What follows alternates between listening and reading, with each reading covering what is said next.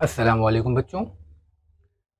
Algebra सबक number 4 माशी मनसूबाबंदी। प्यारे बच्चों, इस सबक के तमाम सवालात पहले ही मैं आपके लिए अपने चैनल पर अपलोड कर चुका हूं। अब हम यहां पर सीखेंगे 1 मार्क्स के जो MCQ क्वेश्चंस हैं, कसीर मुतबादिल सवालात मैंने आपके लिए पेश किया है KBC के तर्ज पर।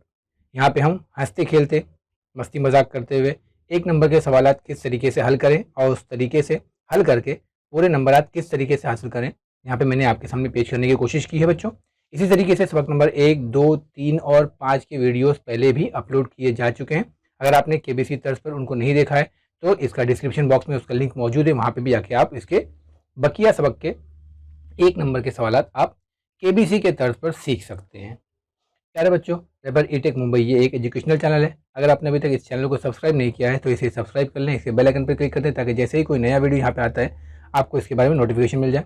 अगर आपको ये वीडियोस अच्छे लगते हैं तो आप इसे लाइक करें और अपने तमाम दोस्तों में से शेयर ज़रूर करें बच्चों। चलिए हम शुरू करते हैं KBC के तर्ज पर हमारा आज का सवाल नंबर 1। तो ये रहा प्यारे बच्चों, जैसा कि अमिताभ बच्चन आपसे कहता है कि ये रहा आपकी स्क्रीन पर आपका पहला सवाल। जिंदगी के लिए लाजमी अशिया पर अशिया और खिदमात टैक्स की शरह डैश है। Rate of GST on essential commodities is, और आपके ऑप्शंस हैं option A 5%, option B 12%, C 0% and D 18%। और आपके जवाबात के लिए समय शुरू होता है अब। 10, 9, 8, 7, 6, 5, 4, 3, 2, 1, 0। और इस सवाल का अब सही जवाब है बच्चों आपके लिए 0%, यानी कि हमारी ज़िंदगी के लिए लाजमी अशिया पर कोई भी टैक्स नहीं है। पहले बच्चों, ये उस वक्त के सवालात और जवाबात हैं जब हमारी किताब छपी थी। अभी फ़िलहाल 2022 में GST में कुछ रद्दोबदल किए गए हैं, उसके हिसाब से ये वीडियो नहीं है। ये वीडियो हमारे किताब में दी गई मालूमात की बेस पर है। सवाल नंबर 2 ये रहा आपकी स्क्रीन पर। एक ही रियासत में किए जाने वाले कारोबार पर मरकजी हुकूमत की जानिब से डैश महसूब किया जाता है। The tax levied by the central government for trading within state is, और आपके ऑप्शंस हैं A IGST, B CGST, C SGST and D UTGST। और जवाब देने के लिए आपका समय शुरू होता है अब। 10, 9, 8, 7, 6, 5, 4, 3, 2, 1, 0। और आपका सही जवाब है बच्चों, एक ही रियासत में किए जाने वाले कारोबार पर मरकजी हुकूमत की जानिब से जो टैक्स महसूब किया जाता है उसे कहते हैं CGST, यानी सेंट्रल गुड्स सेल्स टैक्स। इसी सबक का तीसरा सवाल आपके सामने पेश है बच्चों, और ये रहा आपका सवाल। हमारे मुल्क में तारीख से अशिया और खिदमात टैक्स का निज़ाम नाफिज किया गया, यानी कौन सी तारीख से अशिया और खिदमात टैक्स का निज़ाम नाफिज किया गया। इंग्लिश का क्वेश्चन यहाँ पे नहीं प्रिंट हो पाया है बच्चों, यानी कि GST हमारे मुल्क में कब से लगा है, GST कौन सी तारीख से इंडिया में लागू हुआ। फर्स्ट ऑप्शन है 31 मार्च 2017, 1 अप्रैल 2017, सी 1 जनवरी 2017 एंड डी 1 जुलाई 2017। और आंसर देने के लिए आपका समय शुरू होता है अब। 10, 9, 8, 7, 6, 5, 4, 3, 2, 1, 0।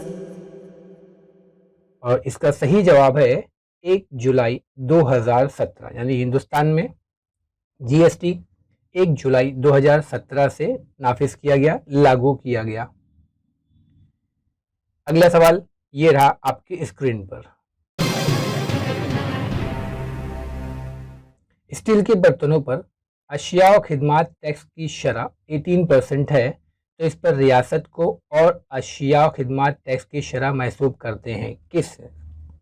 The rate of GST on stainless steel utensils is 18%, then the rate of state GST is यानी कि SCGST कितना होगा?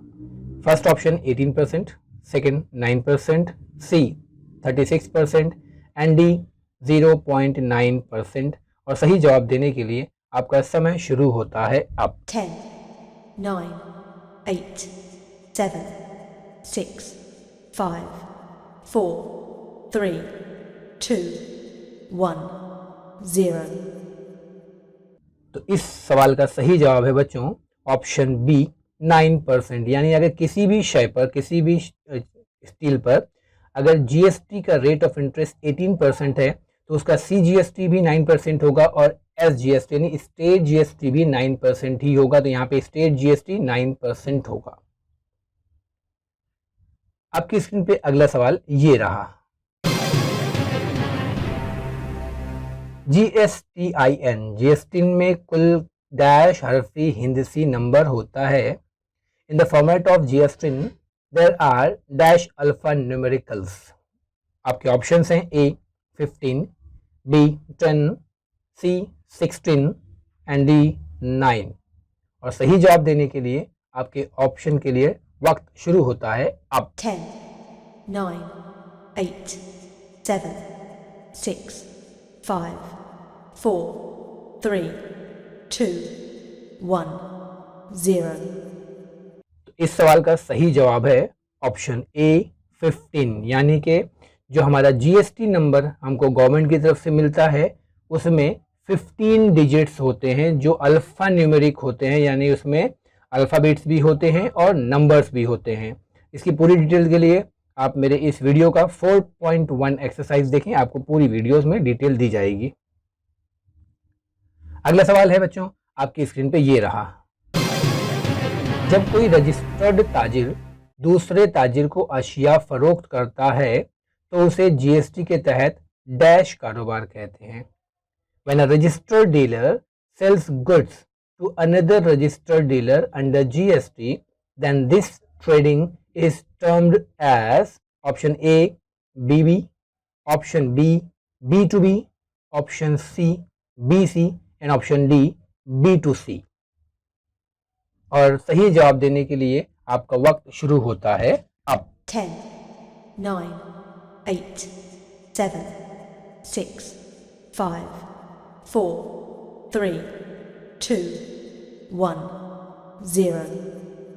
और इस सवाल का सही जवाब है बच्चों ऑप्शन बी B2B। यानी कि जब कोई रजिस्टर्ड ताजिर एक ताजिर से दूसरे ताजिर को, यानी बिजनेसमैन टू बिजनेसमैन, यानी बिजनेस टू बिजनेस, इसलिए इसको B2B कहेंगे। जब एक बिजनेसमैन अपना सामान किसी बिजनेसमैन को बेचता है तो इन दोनों के दरमियान में जो लेन देन होता है उसको B2B यानी बिजनेस टू बिजनेस कहेंगे।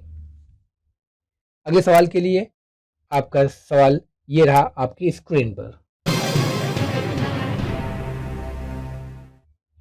ब्रेड पर GST की शरह डैश है। Rate of interest on bread is option A 5%, B 12%, C 0% and D 18%।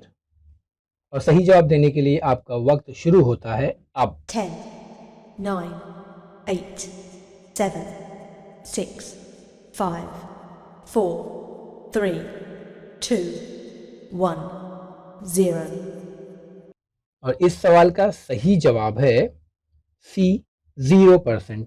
जैसा कि मैंने आपको बताया बच्चों, याद रखें यहाँ पर जो भी सवालात आपके सामने आ रहे हैं ये एज अकॉर्डिंग टू बुक है, किताब के लिहाज से है। 2022 में लगाए गए GST खाने पीने की चीज़ों पर इस किताब में अभी शामिल नहीं किए गए हैं। तो यहाँ पे जो भी सवालात आ रहे हैं वो किताब के हिसाब से है, 2022 के GST के निज़ाम के हिसाब से नहीं है।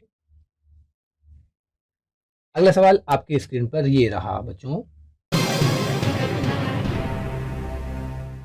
मरकजी हुकूमत के जरिए दो रियासतों के दरमियान तिजारत पर लगाई जाने वाली GST को क्या कहते हैं?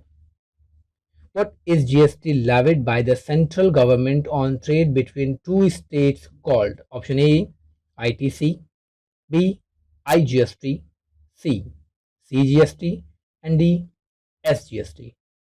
और राइट आंसर देने के लिए आपका जो वक्त है वो शुरू होता है अब। 10, 9, 8, 7, 6, 5, 4, 3, 2, 1, 0।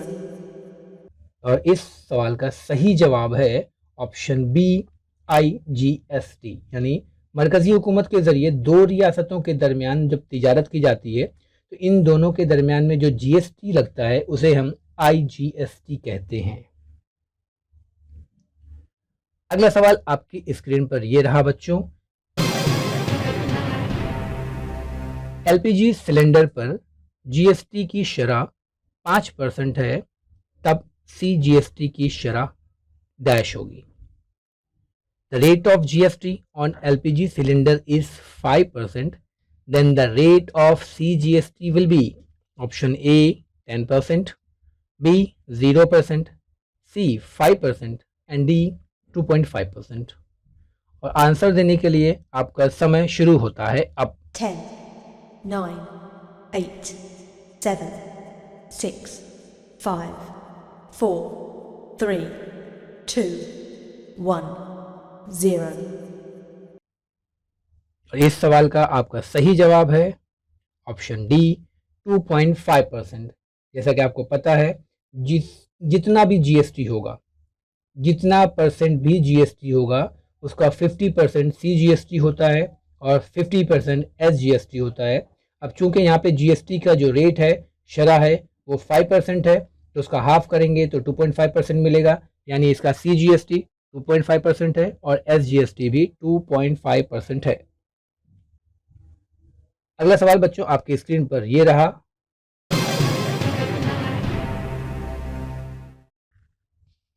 GST तहत खुर्दा फरोश और गाहक के दरमियान तिजारत को किस नाम से जाना जाता है?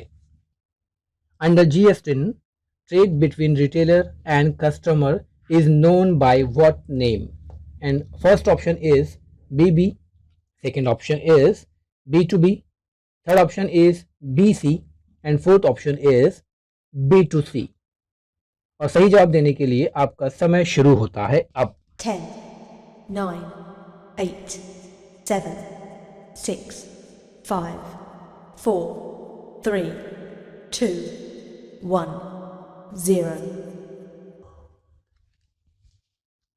GST के तहत खुर्दा फरोश और गाहक के दरमियान तिजारत को हम जिस नाम से जानते हैं वो है B2C, यानी खुर्दा फरोश यानी कि बिजनेसमैन एंड गाहक यानी कि कस्टमर, यानी B2C, बिजनेस टू कस्टमर। प्यारे बच्चों आपकी स्क्रीन पर अगला सवाल ये रहा। ताजिर गवर्नमेंट को काबिल अदा टैक्स में अपना अदा करदा टैक्स मिनहा कर लेता है, यानी माइनस कर लेता है, उसे क्या कहते हैं?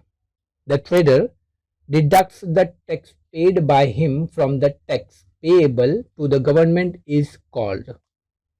First option ITC, second option GST, third OTC and fourth IT। और सही जवाब देने के लिए आपका वक्त शुरू होता है अब। 10, 9, 8, 7, 6, 5, 4, 3, 2, 1, 0। और इस सवाल का सही जवाब है ऑप्शन ए ITC, जिसको हम कहते हैं इनपुट टैक्स क्रेडिट। यानी जब ताजिर गवर्नमेंट को काबिल टैक्स अदा करता है और उसमें से अपना बेचने के बाद में अपना अदा किया हुआ टैक्स वापस लेता है, उसे ITC कहते हैं। प्यारे बच्चों आपकी स्क्रीन पर यह रहा अगला सवाल।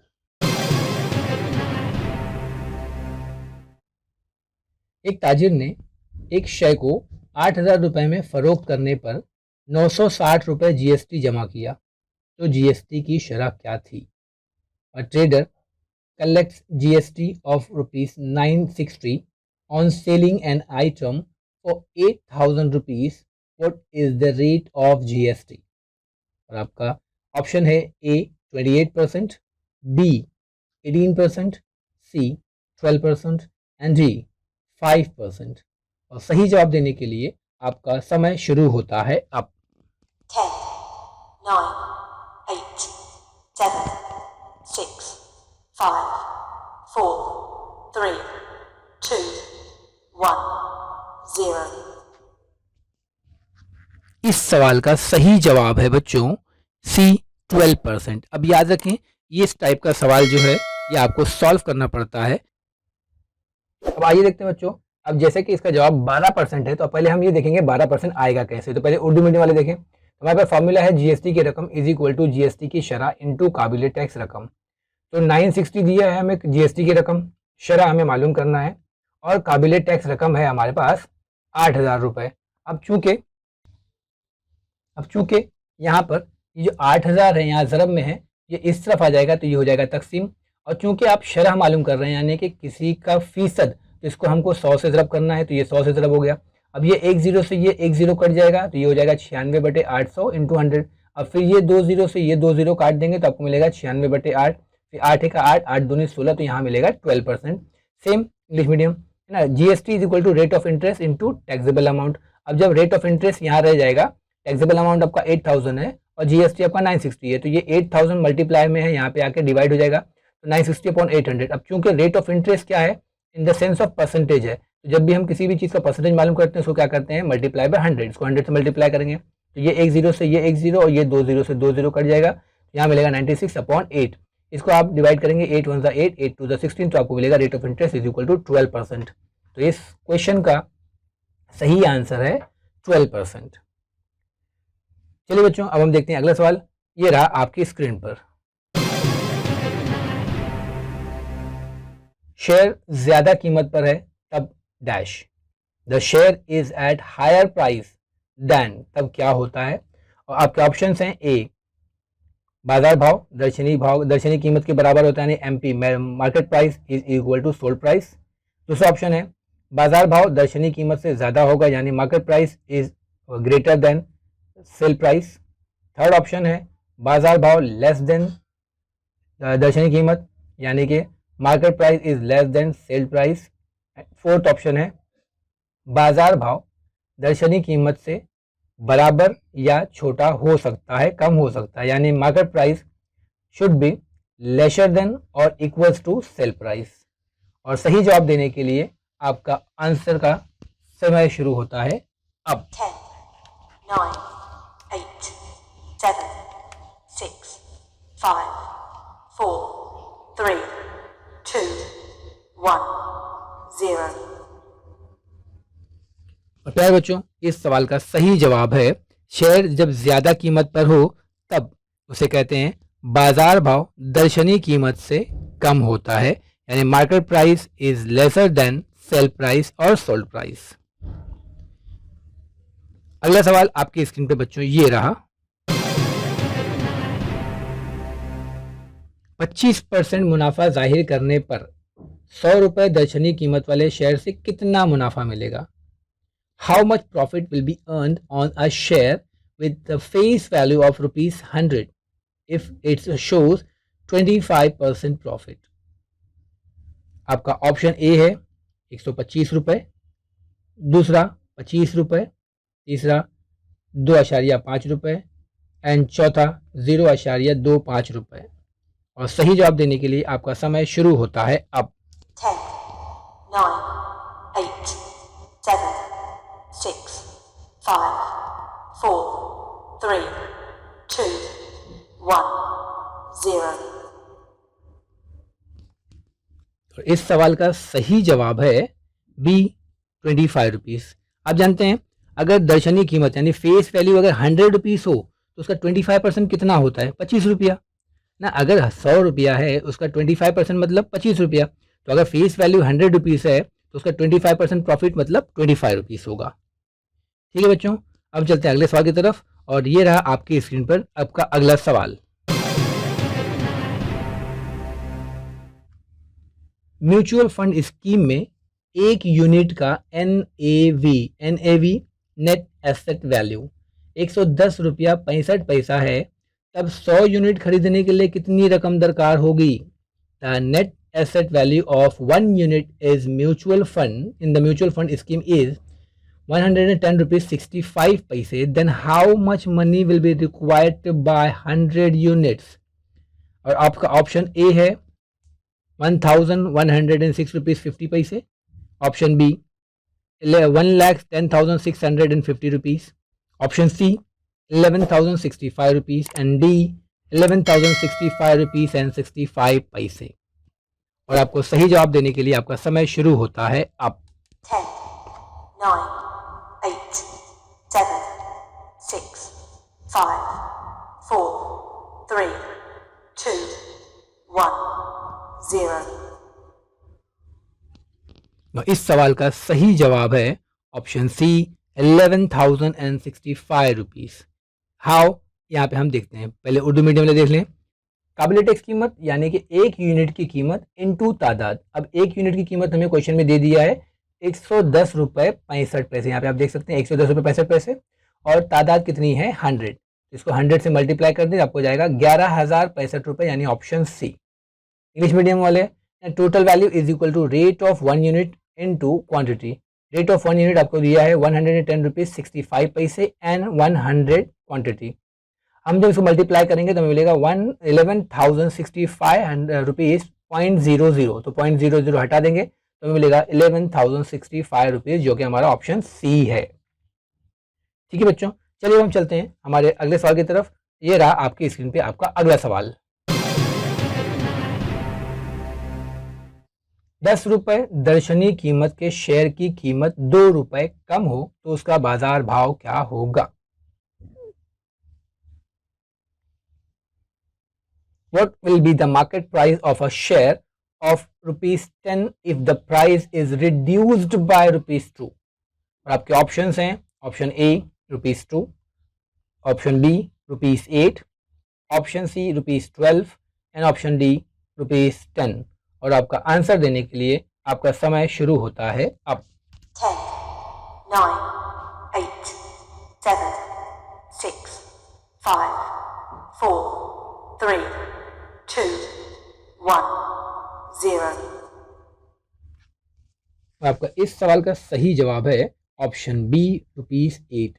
अब जैसा कि हमने देखा था इससे पहले, जब कीमत ज़्यादा हुई थी तो रेट बढ़ेगा। अब यहाँ पे 2 रुपये कम हो रहा है, दर्शनीय कीमत यानी फेस वैल्यू अगर 10 रुपीज़ है और उस पर शेयर की कीमत 2 रुपये कम हो रही है, उसका मार्केट प्राइस क्या होगा? ऑब्वियसली 10 - 2। देख लीजिए यहाँ पर बाजार भाव इज इक्वल टू दर्शनीय कीमत माइनस कम कीमत। दर्शनीय कीमत है 10 रुपये, कम कीमत कितना हुआ 2, तो आपको कितना मिलेगा answer 8 rupees. Market value is equal to face value minus reduced value. Face value है आपका 10 रुपीज़ और रिड्यूस्ड वैल्यू है 2 रुपीज़, तो 10 - 2 यू विल गेट 8 रुपीज़, तो market value will be 8 rupees. चलिए जो आगे चलते हैं और अगला सवाल ये रहा आपकी स्क्रीन पर। शेयर फरोख्त करते वक्त एक शेयर की कीमत मालूम करने के लिए दलाली और जीएसटी की रकम को शेयर की बाजारी कीमत से dash dash dash to find the price of a share while selling shares the amount of brokerage and GST is dash dash dash from the market price of the share। Option A जमा करना पड़ता है यानी add करना पड़ता है, यानी कि शेयर की कीमत में दलाली प्लस जीएसटी को जमा करना पड़ता है।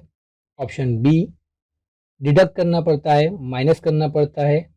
ऑप्शन सी मल्टीप्लाई करना पड़ता है, ज़र्ब करना पड़ता है। ऑप्शन डी डिवाइड करना पड़ता है, तकसीम करना पड़ता है। और सही जवाब देने के लिए आपका समय शुरू होता है अब। 10, 9, 8, 7, 6, 5, 4, 3, 2, 1, 0।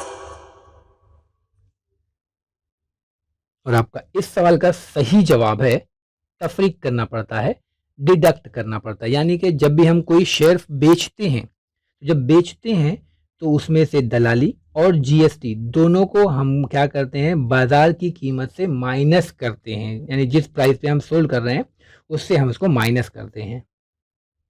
चलिए बच्चों हम अगले सवाल की तरफ चलते हैं और ये रहा आपकी स्क्रीन पे आपका अगला सवाल।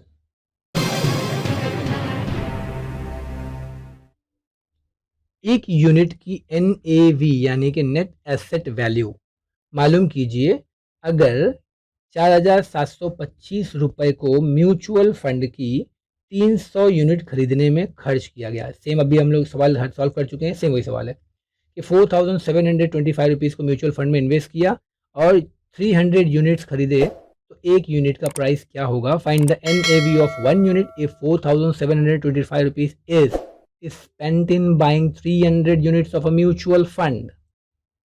आपके ऑप्शंस हैं ए 15.50 rupees, number 2 15.25 rupees, number 3 15.75 rupees and option D 15 rupees. और सही जवाब देने के लिए आपका समय शुरू होता है अब। 10, 9, 8, 7, 6, 5, 4, 3, 2, 1, 0। और इस सवाल का सही जवाब है बच्चों 15.75 रुपीज़। How, let's see. कुल कीमत, एक यूनिट की कीमत इनटू तादाद। तो एक यूनिट की कीमत कितनी है हमारे पास, जब यहाँ पे तादाद जो है वो या कुल कीमत के बटे में आ जाएगा। कुल कीमत हमने कितना लगाया है 4,725 रुपीज़ और यूनिट्स कितने खरीदे हमने 300। अब इसको आप डिवाइड कर दीजिए, तो ये एक ज़ीरो, ये एक ज़ीरो, 2 ज़ीरो हटेगा तो आशारिया यहाँ पे 25 के बाजू में आ जाएगा, तो ये हो जाएगा 47.25। अब इसको आप तकसीम कर दीजिए, 3 एका 3 बचेगा 1, 3 पंजे 15 बचेगा 2, 3 सत्ते 21 बचेगा 1, 3 पंजे 15, तो हमें आंसर मिलेगा एक यूनिट की कीमत 15 रुपये 75 पैसे। Similarly English medium, total value is equal to rate of 1 unit into quantity. हमें रेट ऑफ 1 यूनिट मालूम करना है, तो ये इनटू क्वांटिटी जो यहाँ पर है यहाँ पे आके डिवाइड हो जाएगा, तो हमारे पास टोटल वैल्यू है 4,725 rupees and quantity we have 300।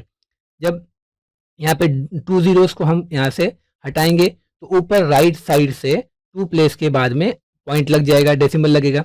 अब इसको हम 3 से डिवाइड करेंगे, 3 1 3, यहाँ पे remains 1, 3 5 15 remains 2, 3 7 21 remains 1, 3 5 15, then will get 15.75 rupees of 1 unit.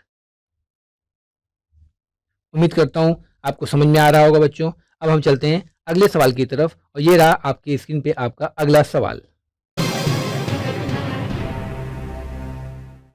रियासत में कारोबार के लिए मरकजी हुकूमत की तरफ से आयद करदा tax, a tax levied by the central government on doing business in the state. Option A IGST, option B CGST, option C SGST, option D UTGST। और सही जवाब देने के लिए आपका समय शुरू होता है अब। 10, 9, 8, 7, 6, 5, 4, 3, 2, 1, 0। तो इस सवाल का सही जवाब है ऑप्शन बी CGST, यानी रियासत के अंदर कारोबार के लिए मरकजी हुकूमत की तरफ से जो टैक्स होता है उसे हम सेंट्रल गुड्स सेल्स टैक्स कहते हैं। उम्मीद करता हूं बच्चों आपको मेरा ये तर्ज अच्छा लगा होगा। अगर आपको ये अच्छे लगे तो आप इसे लाइक करें, शेयर करें और इस तर्ज पर वीडियोस देखने के लिए इसके डिस्क्रिप्शन बॉक्स में सबक नंबर 1, 2, 3 और 5 के डिस्क्रिप्शन लिंक मौजूद हैं, वो भी आप देख सकते हैं। सबक नंबर 6 का KBC तर्ज का सवालात 1 नंबर वाले बहुत ही जल्द आप लोगों के लिए अपलोड किए जाएंगे। जज़ाकल्लाह खैर, बहुत शुक्रिया।